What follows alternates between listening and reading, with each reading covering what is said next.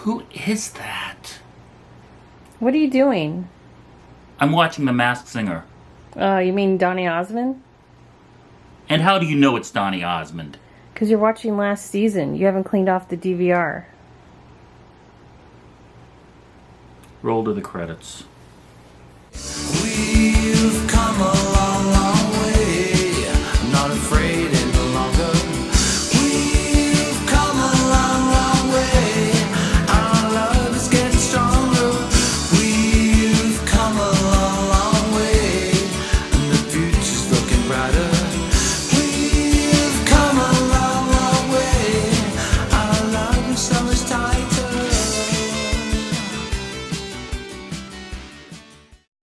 Welcome back to my vlog. Last week, as you may remember, I had a little bit of a wager kind of bet kind of a thing over the Emmys, of which we are not affiliated with the American Television Society or whatever it's called. So we were just having a friendly bet over who could pick more out of the top 13 awards than between the two of us. And it was interesting. It was a very nice ceremony, I will say. And, well, I should also introduce my partner in crime for the last 30 years, and also a great accountant, Jason Gill. Hey, everybody. Yeah. I just got back from the Emmys after party. Mm-hmm. Like it's hard to remember. There's so many. But I'm back now. And how was the event? It's all right. Good finger foods, nice complimentary booze. Cucumber sandwiches and La Croix water. That was it. Yeah. But you must have seen celebrities here and there. I mean, more than myself, no, but who is? There was people of famousness there, but who cares when there's free La Croix? Yeah. So I guess you probably want to talk about this stupid bet, huh? I didn't even look to see how many I got right and how many I got wrong. I did not. Okay, the ones you got right. Best Limited Series, Chernobyl. Best Drama, Game of Thrones. Best Actor, Billy Porter. Best Actor Comedy, you chose Bill Hader. Best Supporting Actor, you chose Peter Dinklage. And Best Supporting Actress, you chose Julia Garner. You didn't expect that one, did you? No, I did not. You did not. Still feel like I got robbed on the Anthony Kerrigan, but whatever.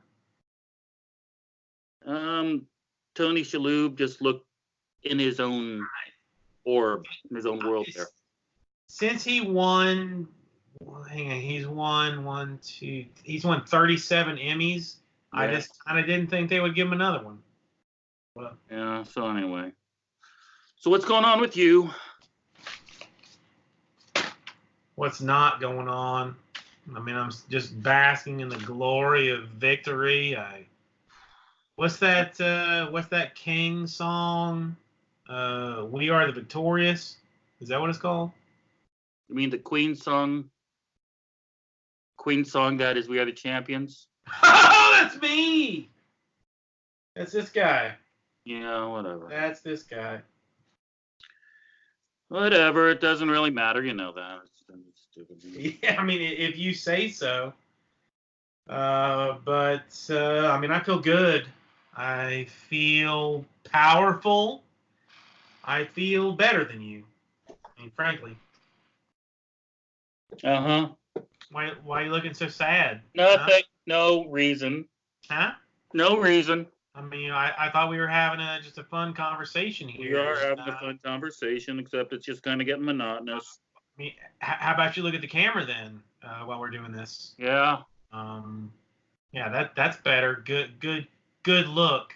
Nice showing the teeth. Okay, just the fact that you got 6 and I only got 2 out of the 13. And the 2 I got were the 2 you also got. Yeah, the gimmies. Chernobyl, which, I mean, nobody else was going to win that one. I mean, nobody else. There was not even a question. I mean, all I'm glad is, thank God, I'm not like an actor or something that, oh, wait, I am. Okay? You win. Happy? Pretty I'm tired. happy. No. I'm tired of this. Okay. It's going too much. Take it easy. You think you're a better actor than I am. Take it easy. I'm trying to do my best. Just forget it. Take it easy. And scene. Thank you. Dude. Will this qualify for next year's Emmys? I'm hoping, or if it gets onto a big screen, I'm hoping Oscar maybe. I'm gonna go ahead and start preparing my speech. You're gonna be not only the best supporting actor, but you're also going to be a great producer. I will thank you when you don't win. I'm used to that. That hurt. But in all honesty, yes, I got 2, Jason got 6, and he wiped me completely all over the floor. Yeah, I feel like you are too into the artistry of it all. Very much. And I keep on telling myself. And I'm just like that raw component that just sees a show and watches it. But you're too deep. You know too much about the craft and what goes on. If we're calling it craft, sure. Well, I'm also glad that you're joining me today because I had something else I wanted to talk to you about. I've known you for about 5 years now, and here's something that you may not know about myself, and I definitely know about you. We have both been employed at one time by the House of Mouse. I was actually an extra on General Hospital, and I was paid directly as an employee of ABC, Disney. I think it was actually Capital Cities at that time. And you yourself have been employed by Disney itself over at the theme park in Orlando. Were you paid in Disney dollars? No, the check bounced. Because I only got like basically credit for apparel and food. Really? Well, did you get at least the Mickey Mouse pancakes? Every day. How long did you work over at Disney? I'm going to say off and on for almost 10 months. Okay, that's long enough to get destroyed emotionally and physically, I guess. Oh, no, that was the best job that I've ever had in my entire life, without question. I'm also bringing this up for a couple of reasons. One, the most obvious being that Disney / ABC / ESPN / every number of their subsidiaries has taken up to be such a large part of the entertainment industry now that it feels that I can't appear in anything without Disney having some kind of hand or something into it. Or if I spend $1 on entertainment, I believe at least 28 cents goes to Disney for something. So I wanted to get your opinions on some things about Disney. I'm not sure if you heard about the news that has happened recently over at Disney. These are obviously theme park news, but it still extends into the entertainment field. Let me start by saying, when you were employed there, you were known as a cast member. Yes. Did you ever find that as being kind of make you feel like you were in show business, or how did it make you feel? Just like a gimme kind of a nickname? No, I mean, I worked for Legend of the Lion King. It was a giant puppet show. You would sit down in a giant theater.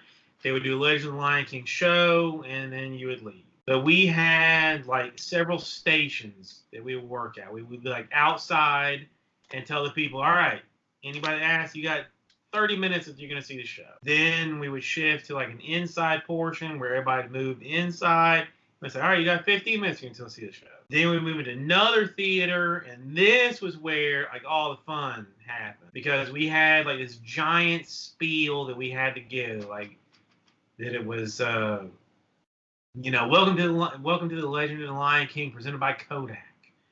Wow, look what happened to Kodak. So then you would have like something, you tell them about the show, and in a few minutes you're going to move into this theater and you're going to see the most amazing thing you've ever seen. But like kind of depending on how things moved, you would either have like 1 minute to tell these people that they were going to be seeing this thing presented by Kodak, or you were going to have 5 minutes to tell them that they were going to be going into this nice theater, actually getting to sit down, which was a huge thing because you've been standing for an hour and a half to even get in here. So that was when you really had the chance to shine and just give what you felt. And I very clearly remember having some people tell, like, one of my go-tos was, I would say, I'm going to say Acuna, you say Matata. Acuna! Acuna! Acuna! And I went on for such a long time because there's another cast member that's sitting off to the side telling you, like, okay, you got, like, you got to drag it still. You got to drag it still. And I remember some people on the very front of the thing saying to me, in quote, if you say Acuna one more time, I'm going to kick your ass. Did they? I said Acuna. Oh. They did not say Matata. I mean, because look at me. To the question of being a performer, absolutely you're a performer in that. So this was your bout in show business then? Well, I mean, I still do bit parts on internet famous people shows. And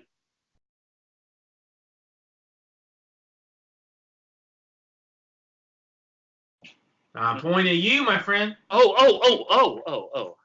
Did you see any kind of glamour unto it, or? It was just so much fun because everybody was so happy. Like, there was nobody there that was mad.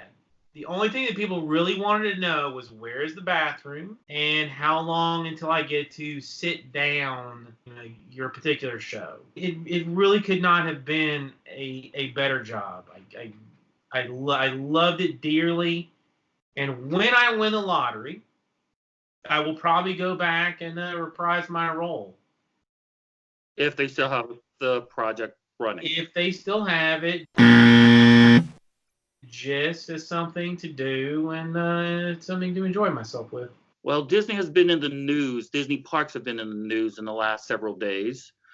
I'm not sure if you heard of any of these news stories. On Sunday, Disneyland Hong Kong announced that they had the lowest attendance in one day and have had the lowest attendance for 1 month since opening the park. Part of it is due to the protests in Hong Kong. However, there are people worrying, thinking that because they can literally spread out so widely and not even run into another person for quite a while, that has a lot of people worrying about the park and attendance in general. Did you ever have any slow days over at the Magic Kingdom? No.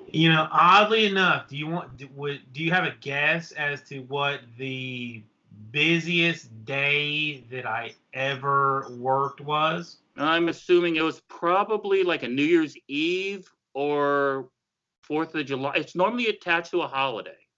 Christmas Day, if you can eat. I mean, and when they told me, like, okay, you're gonna work Christmas Day, be ready, and I'm like, be ready for what? There's nobody gonna be there. It's Christmas Day. They had to close doors on Christmas Day because too many people. They have a park capacity. They hit the capacity. They close the doors. I would not have thought it, but. Holidays are huge for Disney. They had they just opened up a huge parking lot, which is actually adjacent to what was the world's largest parking lot. There's a in Disneyland called Mickey and Friends, and I believe the next parking lot they just opened is called Pixar Friends, Pixar Pals, or something like that. And it's supposed to be the size of each floor of the 6 floors or something like the size of 12 football fields or something obscene like that.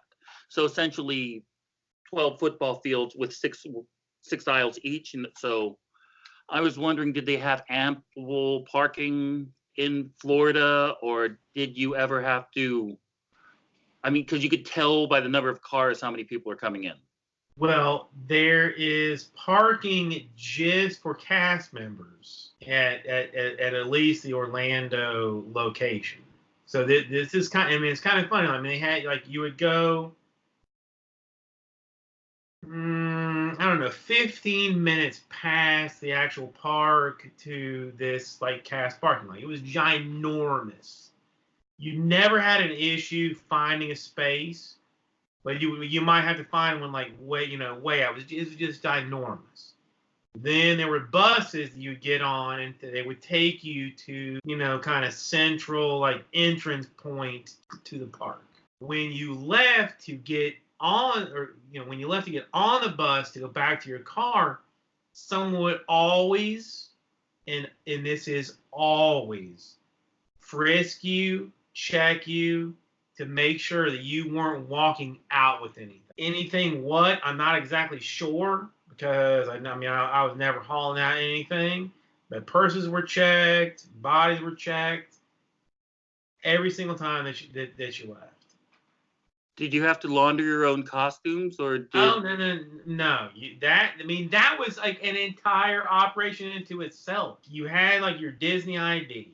So you would walk up to this giant place. You'd scan the card, and they'd bring you a uniform. Mm-hmm.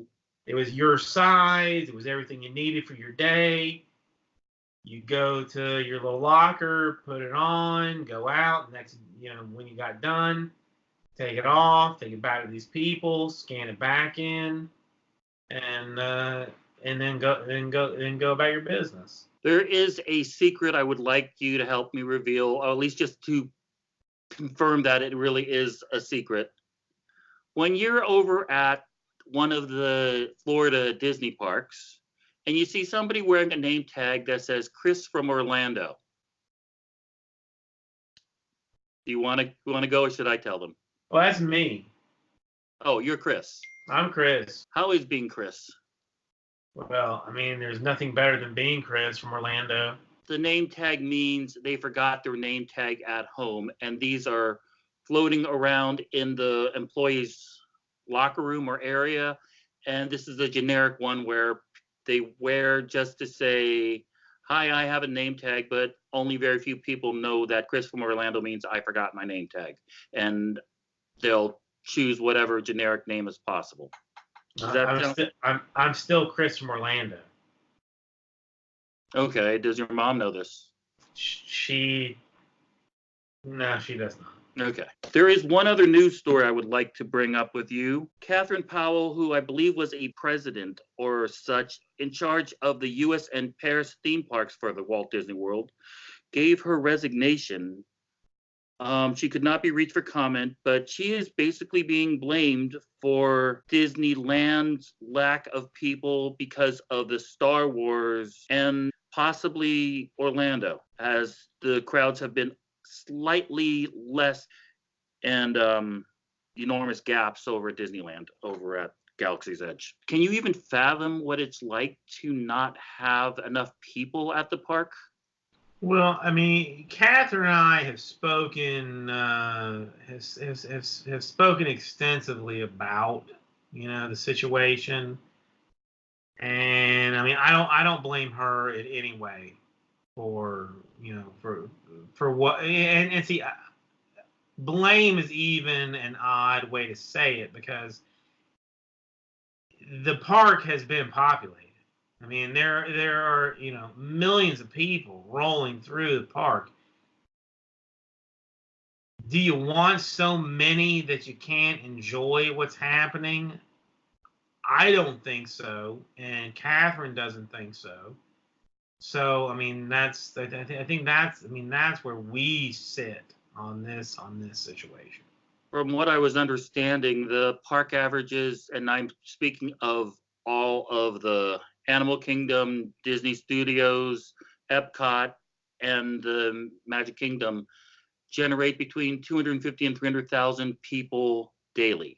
And obviously, it fluctuates a little bit more and less depending on if there's an event going on. Like right now, there's a food and wine festival, or the fact that Epcot is being redone, so there's going to be less people over there or such. What was the least you've ever seen in that park, like, or any of the parks? You ever just looked around each other like, where is everybody? Never. Never. It's Disney, man. It's Disney. Do you think that they have a foothold on the American economy right now? Yes.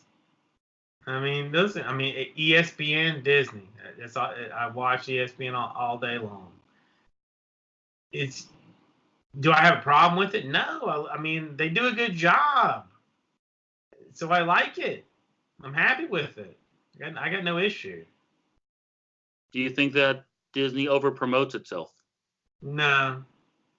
I mean, can you over promote yourself? Really? Charlie Sheen? Oh, okay. Beyond Charlie Sheen, can you? No. So you can say through your 10 months of being gamefully employed by Disney, you're happy with all of the interactions, and you're happy to say you were a member of, or you were a cast member of the park. I would go back and do that job in a heartbeat. It was so much fun and just such a positive, fun place to work for. I mean, I went through 2 weeks of training even to do that job, to tell people to not point a single finger at stuff, because that is in some cultures is hateful, but to go like the bathroom is this way. Oh, I thought you did the 2-finger. No, you go straight hand. Bathroom is over in this direction. You don't go to the bathrooms over there. You go to the bathrooms this way. So you never ended up biting the 4-fingered glove that fed you? No, dude, seriously, I mean, it was an absolute joy to be there. Like, I did steal a couple of things from them that I still have, but I mean, what are they going to do about this now? I mean, I have a belt and a bow tie.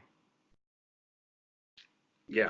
But, and I do not want to know where you hid those so that you were frisked and couldn't find those. Well, I mean, the belt was easy because I just put it on. And I mean, it's not like some like flashing frilly belt, so they weren't like checking that exactly.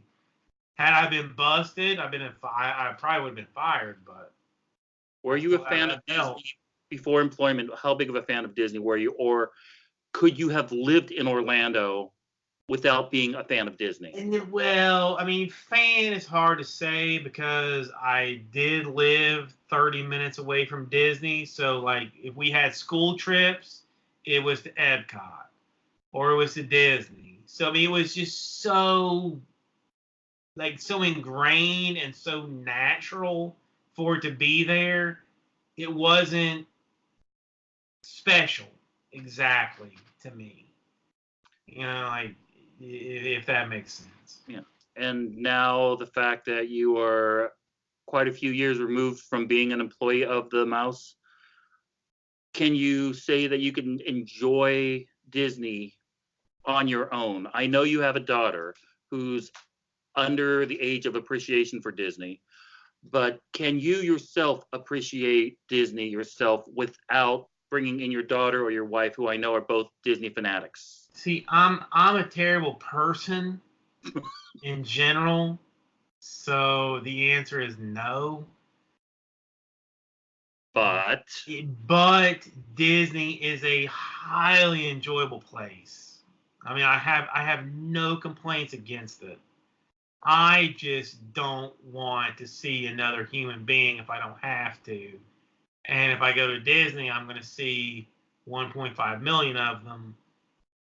But even if I do see them, if you actually get me there, then I'll be happy to be there. Because there's no reason not to be happy at Disney. There's no reason not to be happy. It's the happiest place on earth, man. before you go, what was the most annoying thing about the people that you saw? Was it, here, take my photo? Hey, where's the blah blah, when they have a sign right over their head or something like that? Or was there any pet peeves? Well, see, those people were the best to me because there are at the very least 500 Brazilian families that have pictures of me with their children from being at that park. Why Brazil? At the time that I was there, like, that was just the group that was there. I mean, and it's just like you said, they have some giant sign they hold up. It said, that lets everybody know where to rally to if things get weird. But they would always want to take pictures with me. I mean, probably because of my handsomeness. Of course. But it might well just be because I work there. But I got nothing bad to say about working for the mouse and being at Disney. I know a lot of people have started their career working at Disney or through a Disney park or cruise or something. I know in Steve Martin's book, Born Standing Up, he talks about his days when he worked over at the Magic Store on Main Street at Disneyland. Or I also remember Wayne Brady working over on a Disney cruise when it first came out as an entertainer, and other cruise companies. I know. And that helped him harness his entertainment skills.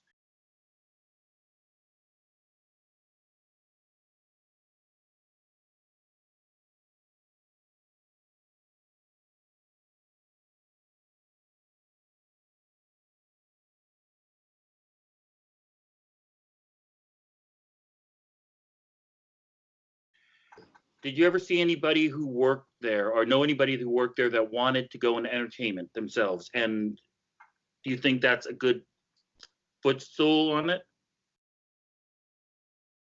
You have advised me not to talk about the people that I know that are. Well, you could talk that work there. Madam X or Mr. Y. This guy Maddie. Or Maddie. Maddie and Mindy.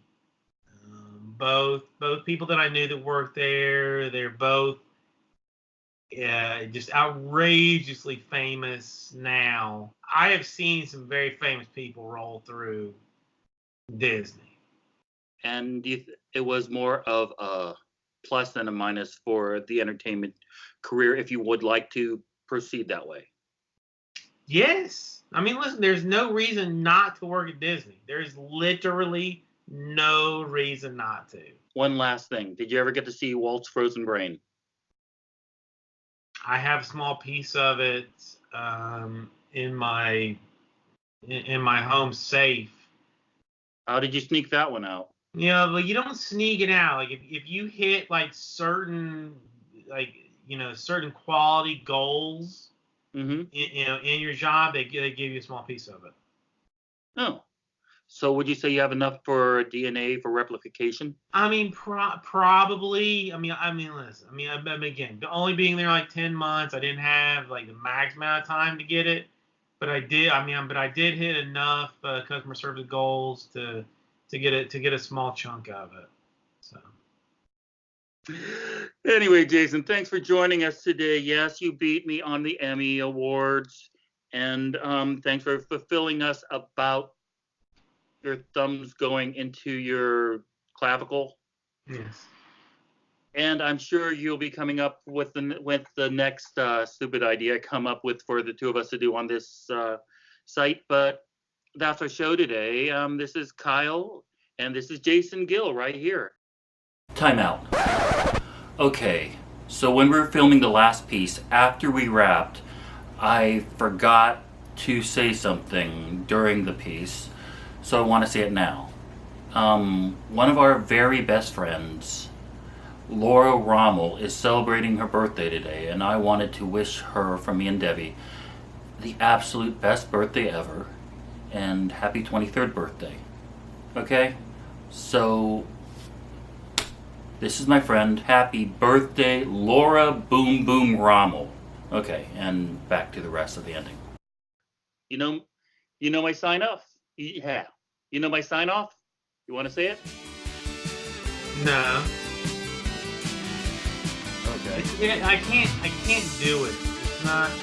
It wouldn't be the same. From Hollywood. No, I know what it is, but I'm doing it right now. God. Do you have anything else you want to say before I wrap the show? From Hollywood. That's a wrap. That was mean. You've come a long, long way, and the future's looking brighter. We've come a long, long way. So, do you believe that there are small villages in Brazil that worship you now as their king? Yes. I mean, really no question in my mind. At the very least, there are babies that have been made. Careful. Wow, that got really fast.